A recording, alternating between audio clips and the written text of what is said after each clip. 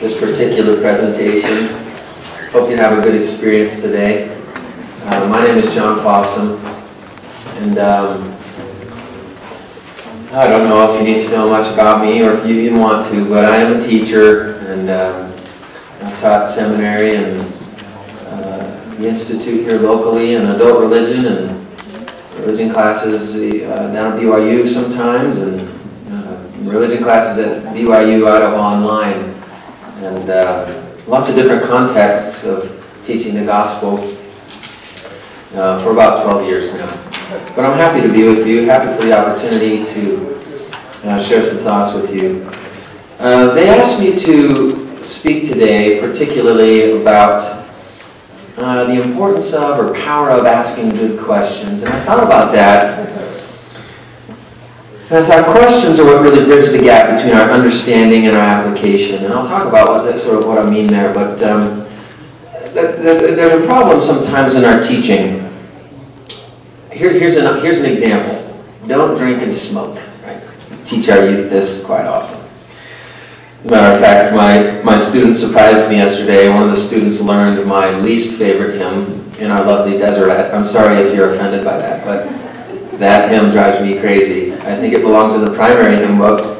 It has a good message, but in the sacrament, I don't know. Anyway, you know, in that wonderful line in that hymn, we don't drink or smoke, we just eat a little bit of meat, just a little bit. That wasn't written modernly. We eat more than a little, but we often teach our students not to drink or smoke, but in their minds they're thinking, why shouldn't I drink or smoke? Why is it wrong? I don't get it. Much of what I see around me from day to day suggests that my quality of life and personal freedom will increase if I choose to drink or smoke. So why do you teach me that I shouldn't? You see, everything that they see, most of what they see, I should say rather, on a day-to-day basis, in the media and everything like that, it glorifies drinking and smoking. And so we come in and we say, don't drink and smoke, it's bad. It will decrease quality of life. And there's a conflict in their mind. There's a conflict in their mind. So what do you think are some stereotypical responses from adults when it comes to answering the why behind abstaining from alcohol and tobacco? Just a couple answers will suffice here. What do you think? Yes, good stereotypical general answer. Why should I not drink and smoke? Because blank. You can get addicted. True statement, right? Yeah. Kill you. Yeah, it can kill you. Or the more definitive, it will kill you. Maybe that has more effect. You will die if you take this. Yeah. Any others? I say so. Because I say so. Good one, Sister Font. My favorite is a parent. Yeah. Any others you think of? From personal experience, drinking, well, not for me, but...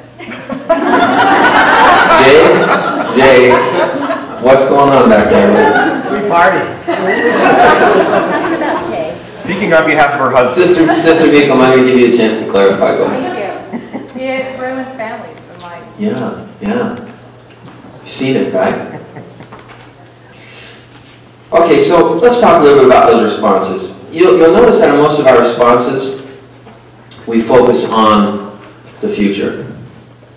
So future consequences. Now, that's kind of a problem. We'll talk about that in a minute.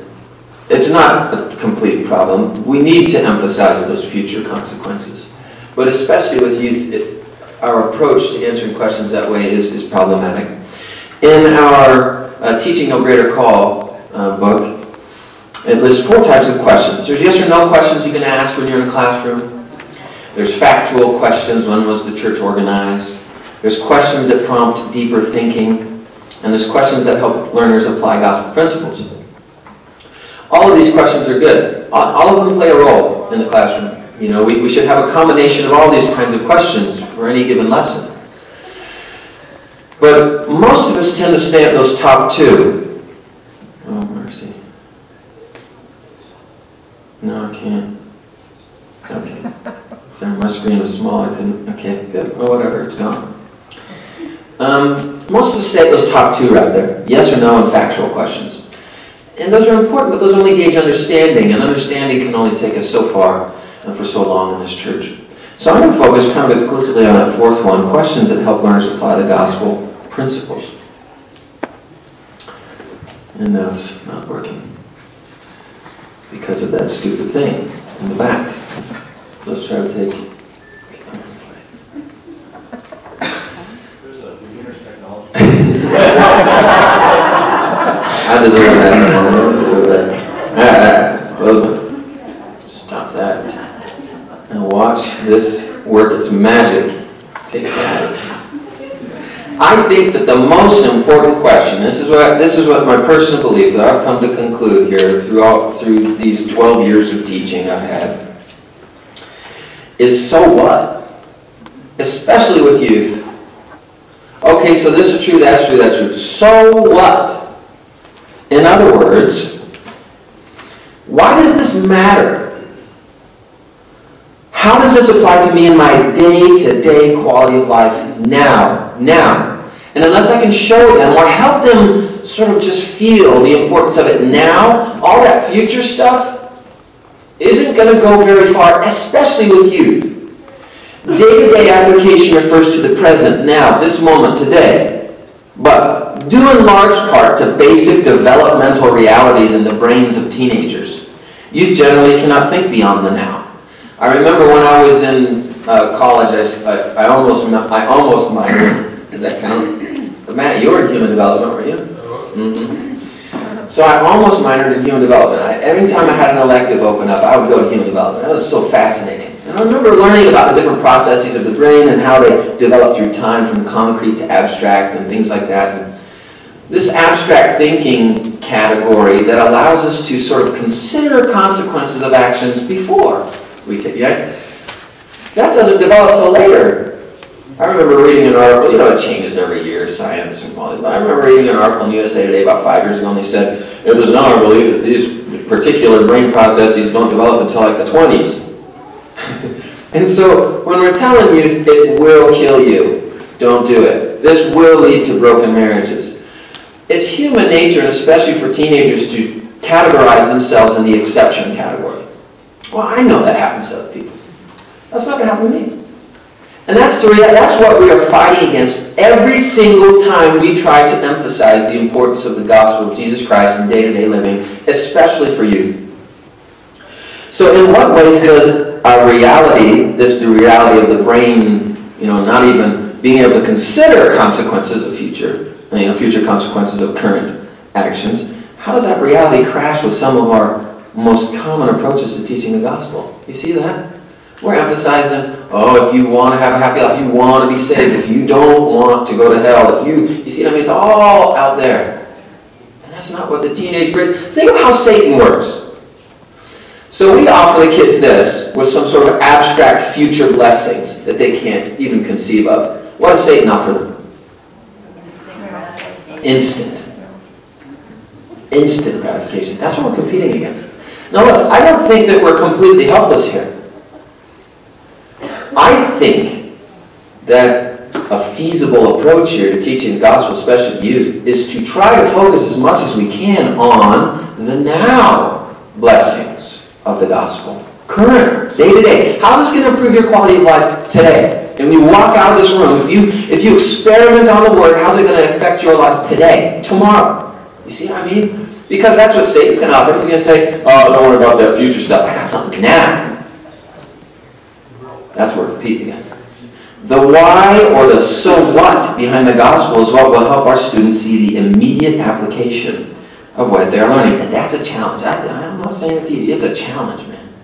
But we need to ask ourselves, with everything we bring into the classroom, I'm going to emphasize this doctrine or this principle.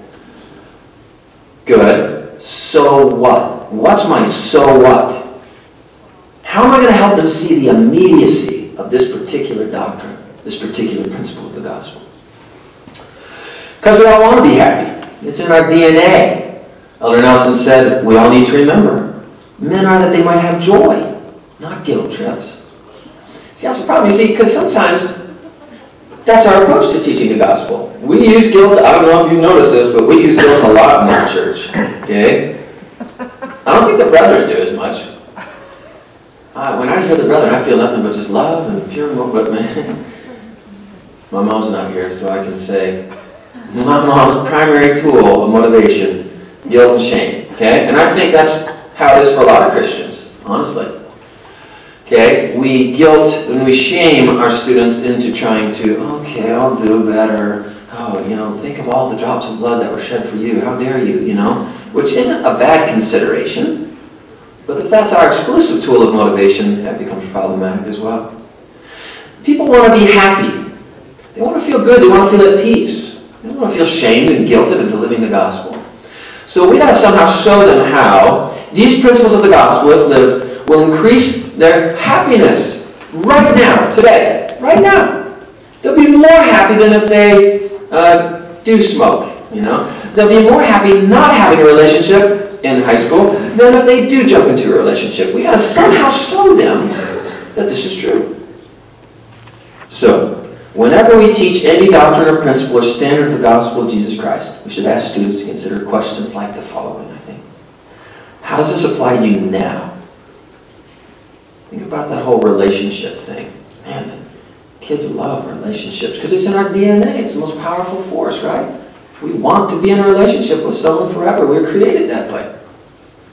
So how do we convince them that waiting on that is better? And that waiting on that is going to increase happiness now and in the future, obviously.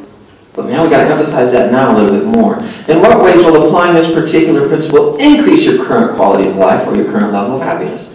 Man, if we don't ask that second question, I think every lesson we teach youth, I'm not sure they're going to retain much of what we taught. Because that's what they're after. They're after immediate, what's going to help me now feel better. This is the nature of the beast. 3, not that teenagers are beasts. Although they can be. I was. How will living these standards increase your future happiness? Those are important considerations. I'm not completely dismissing those. I'm just saying the more immediate application for students, especially of youth. And let's not fool ourselves, adults too, right? Come on. Isn't that what we all want? Isn't that why we struggle going to the second and third hour of church? Let's be honest. People I talk to, isn't that why people sit in the foyer? They don't feel like when they go to those classes they get any immediate benefit. It's all the same thing. If you keep doing these things, you will be saved. If you don't, you will go to hell. Boom. I knew that. Help me see how this is going to help me increase my quality of life now, today, this week. Okay? All right. So, here's some examples of questions related to certain gospel principles, standards, things like that. In what ways can choosing not to hook up with someone in high school increase your level of happiness now and in the future?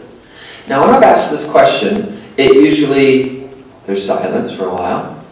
But when some people get courage, I tell you, you can just sit back and let the students eventually just start raising their hands. Well, I think, you know, I know a friend and she went out with this guy and they got all serious and now it's all drama and her quality of life seems really less than mine. She's always crying or, you know what I mean? You'll get those experiences and be like, yes, beautiful. How do you feel? I feel wonderful. I'm free to go out with as many boys as I want all the time, you know? And that's just this, when the students hear that from each other, oh man, powerful, powerful stuff. How about this one? How can choosing not to take harmful substances into your body make you feel more powerful and confident? I say that because I'm trying to emphasize a couple categories here. First one, happiness, that first level. Every student's going to resonate with, I want to be happy. Boom. Second one, every student is going to emphasize with wanting to feel more powerful and confident. Every one of them, especially the boys. I link substance abuse with confidence and power because that's what boys link it with. Okay? They want to feel cool. They want to feel accepted. They want to feel manly. In the 80s, it was the Marlboro Man. Remember the Marlboro Man? He's now dead from cancer, obviously, right? Ironic. But the Marlboro Man, do you remember how they depicted the Marlboro Man? Holy cow, he was macho. And I got to be honest, that affected me. I wanted to experiment with tobacco because I wanted to be that man. I was raised in Georgia. He was the ultimate man. So, if someone were to ask me as a teenager, how can abstaining from that make you more of a man? I'd have been thunderstruck. I don't know if I ever would have considered that. Because whether we like it or not, many youth associate living the standards of the gospel with weakness. Sissy. And we got to help them see that's just the opposite. And it's our questions that we ask them that help them first awaken to the reality of true manliness, true womanliness, is in living the standards of the gospel, not in flouting them. Don't use that word flout, they don't know what it means. Third one, why do you think that choosing to follow God's standards by dressing modestly increases your self-esteem? For a lot of girls, they'll be shaken by that. Well, it doesn't. When I dress modestly, it decreases my self-esteem. You see what I mean? But just open these questions up in a classroom. And if you don't have any students that testify, you better have some good anecdotal evidence to share, whether from your own life or from the life of others that you know. Okay? But we've got to help them see that now, the immediate application and the immediate benefit of these standards. All right. These types of questions can challenge youth to experiment and see for themselves. Otherwise, it's like a meaningless alphabet. If we never move from understanding to application, it's a meaningless alphabet. This is taken from brother, oh, he's on the next slide. Anyway, much of our gospel teaching is like teaching toddlers the alphabet. Toddlers can repeat the alphabet frontward and backward. Think of all the answers our students give, right? The yeses and the nos, the factual recitations, they know it. But until they put the letters together with purpose and direction, they will never really unlock the power of the alphabet. From the purposeful placement and use of letters, we get things like scriptures, hymns, great poetry and songs, etc. But too few of our students get to that point. They remain in the yes, no, factual, know how to give all the best. For instance, oh, mercy.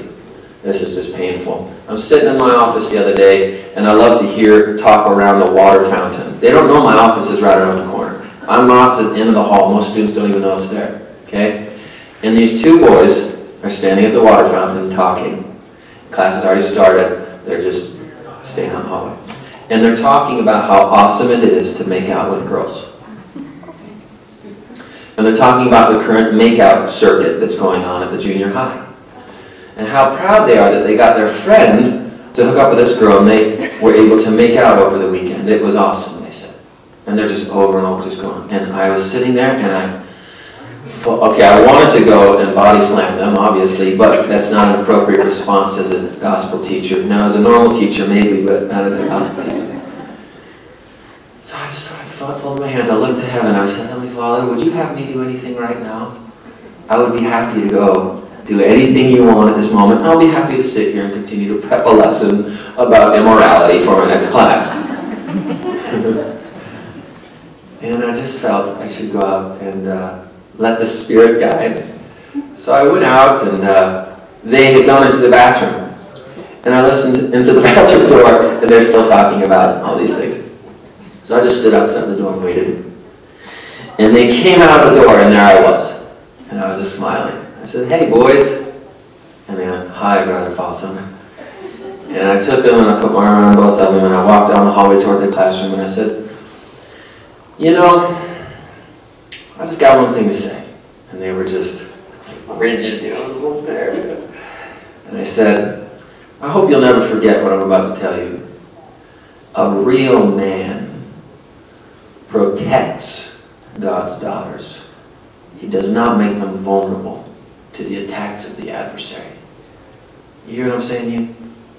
And they went, yes, Brother Fossum, and we agree.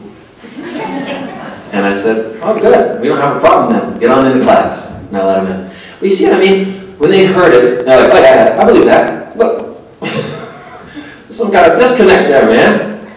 There's a disconnect there.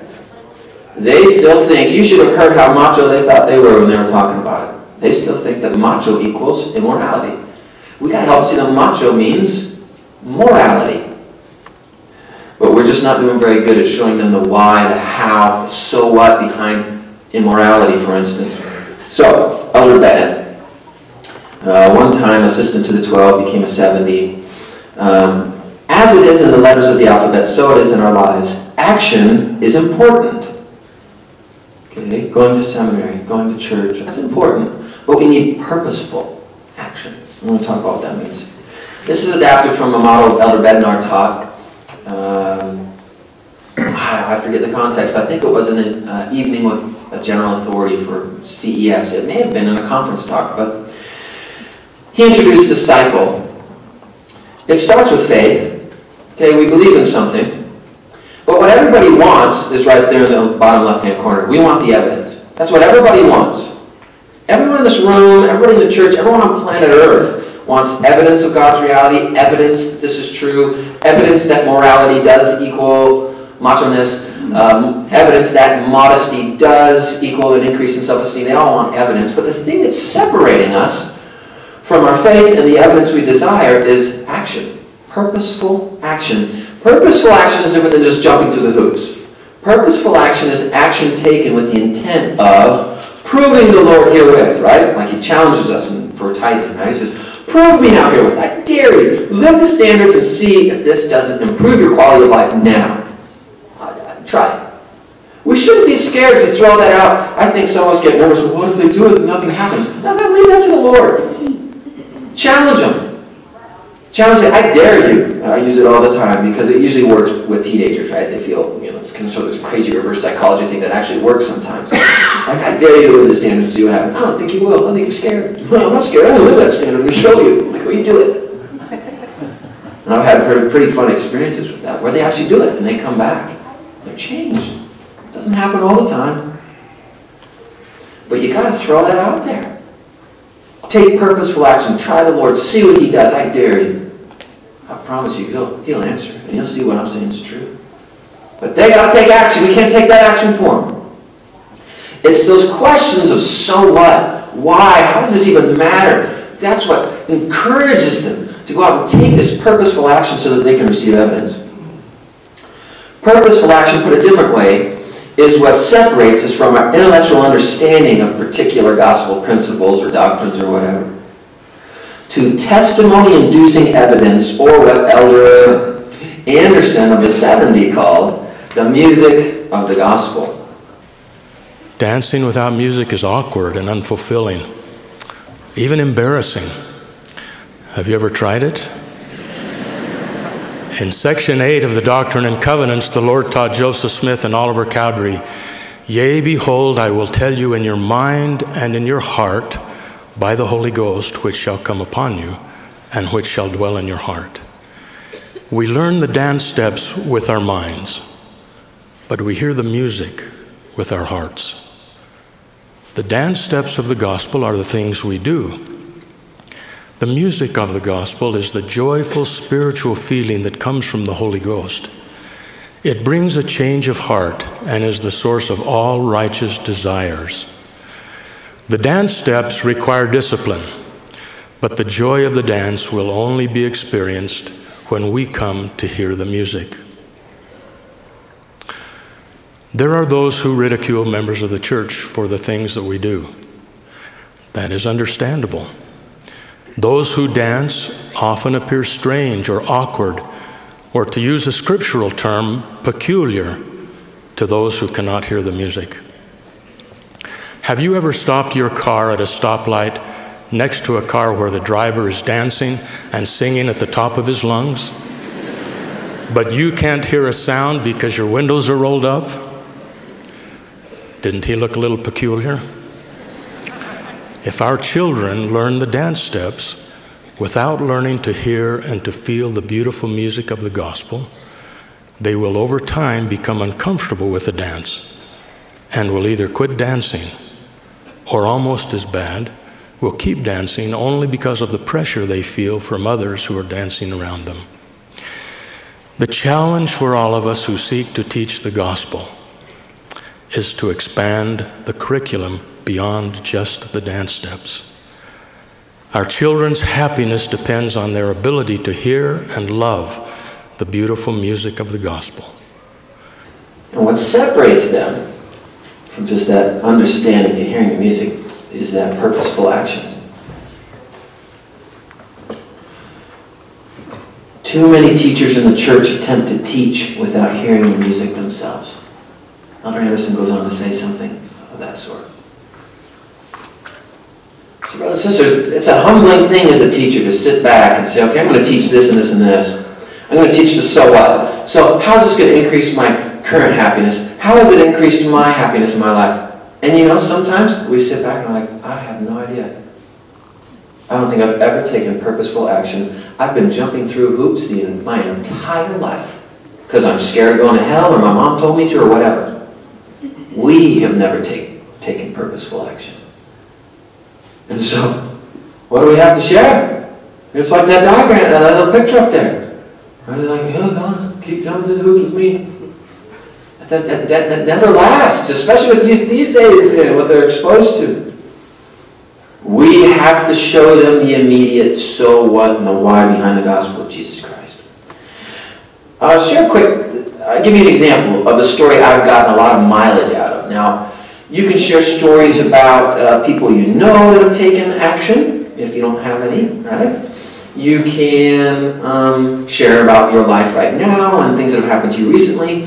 But I've found that youth, if you can somehow dig back into your old days of being a teenager and share an example of what happened to you then, that sort of proves this, answers this so what about that particular gospel point in teaching that day, it's beneficial for those kids. First of all, they see that you were once a teenager. They see that you are not perfect.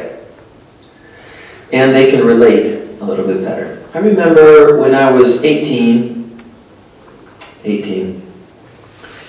I was raised in Georgia. I was the only member of the church in that area in my high school. We went to church, a little branch. My father was the branch president. We met in our living room, about 15 of us, you know. And there were some perks to that, like the 2-hour block. That's pretty nice. Outside of that, not many, but I had a hard time. I had a hard time as a teenager. I thought that living the standards, I saw no immediate application of living the standards of the church. None. I saw all as decreasing my current state of happiness and freedom.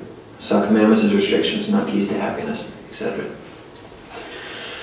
But through a series of miracles, absolute miracles, hand of God coming down and opening my mind and my heart to see things differently, I decided I was going to experiment upon the Word. Okay? So I was like, all right, I'm going to give this a try. I'm going to actually try to live the commandments for a week and see what happens. So I'm going to try. Prove the Lord. Prove the Lord, right? My first opportunity came on a Friday evening when I got a phone call from a friend. And he said, hey, Fossum, there's a party tonight. Let's go to this party. Now, parties where I was in Georgia, bad idea. And I knew that. And so I thought, here's my first opportunity. I said, okay, how do you do this? I'd never done it before, you know? How do you do this? All right, so I'm supposed to say no. Okay, so I just said, no. And I got to tell you, when I said that, it was very awkward, but I said it, and I was like, I had sort of the chills. I got excited, adrenaline. I'm like, wow, that was exciting. I said, no, I did it. And then he said, why? And I was totally stumped. Totally stumped. Because, what am I going to say? Or am I going to say anything that embarrasses me or makes me look bad? And so I was like, okay, make up a lie. And I thought I got to go to work. My bad, I got called into work. A total lie. But they couldn't make fun of me because of that, right? So as soon as I'm about to spit that out, I get this impression. John, if you're serious about proving the Lord and seeing if this works, you'll tell him exactly why you're not going to that party. You will tell him that God does not approve of that type of behavior. Now, that shook me so much as a young man who lived for social acceptance. My knees almost buckled standing there in the kitchen on the corded phone. I have to emphasize that it's that kind of phone. It's so rare these days. And I was like, no, that's the equivalent of social suicide. I'm not going to do that. And then the next impression, all right, God just wanted to see if you were serious. He sees you're not. Don't expect any sort of miracle to happen. And boy, that just rubbed me wrong. And I said, I am serious and I'm not scared. Well, do it then. And so I said it. Forever burnt into my brain. I said, okay, do you want to know why I'm not going to the party? And he said, yes. Took a deep breath and I said, because God does not approve of the type of behavior that goes on there. I said it. And it was quiet. And he went, what? And I was like, oh mercy, do I seriously have to repeat this? And I did. I said, yeah, you know, think about what goes on at those parties. Do you think God looks down and he's, I don't know, happy or sad? What do you think? I was kind of fumbling, you know. And he went, are you serious right now? Yes, I'm serious. Very serious. And he said, you're a loser. And he hung up. Now that was hard for me. But it was what it was. I stood there and I thought, oh, this is what I get for living the gospel? Oh, this is wonderful. And that was my first impression, my first feeling. But then what happened, I'll never forget. And this is the best as I can describe it. Forgive my crude description, but it felt like an angel came down and like injected me with spiritual steroids or something. Like I felt a literal chemical something or other in my brain and my heart, and I was just like I just scored the winning touchdown. I felt more macho and manly and cool and confident and more self-esteem than I had felt, I think, ever. I think ever. Surprise, everything I had been looking for my whole life as a youth, through all these horrible, stupid things I was doing, everything I was looking for, trying to achieve, was found right there, in that moment, living and standing for the standards of the gospel of Jesus Christ. I share that story, and I could go on. It's a lengthy story where the Lord kept testing me to make a stand. And it was hard, and I lost all of my friends eventually and sat alone in the cafeteria to finish my senior year. But I never felt better about myself. Never. And I had no friends. That's going to clash with a teenager when they hear that thing, be like, that makes no sense to me. And I'm going to say, I dare you to go try it yourself. And unless you do it yourself, you'll never know what I'm talking about. And you'll sit there in your little la-la land, duped by Satan, being played like a puppet. But until you take purposeful action and stand up and live these things, you'll never know why they're true. Brothers and sisters, we got to help them see the so what of what we teach. And if we just teach and say words, it's like an empty alphabet, a mixed up alphabet. They just have no idea what to do with. We have to show them the so what. And so I challenge you, you got lessons tomorrow. You're talking to your kids tonight about standards and why they need to be home at 11 or 12 or whatever, why they should avoid relationships. I hope we make a better effort to help them see why and how living those standards will increase their immediate confidence, peace, happiness, self-esteem, you name it. I testify it's possible. I've experienced it. It doesn't happen in every teaching context. But as we make this a focus of our teaching, it will happen, and those will be the sweetest moments of our teaching lives. As parents, as siblings, as friends, and as formal teachers and leaders in this church. And I leave that with you in the name of Jesus Christ. Amen.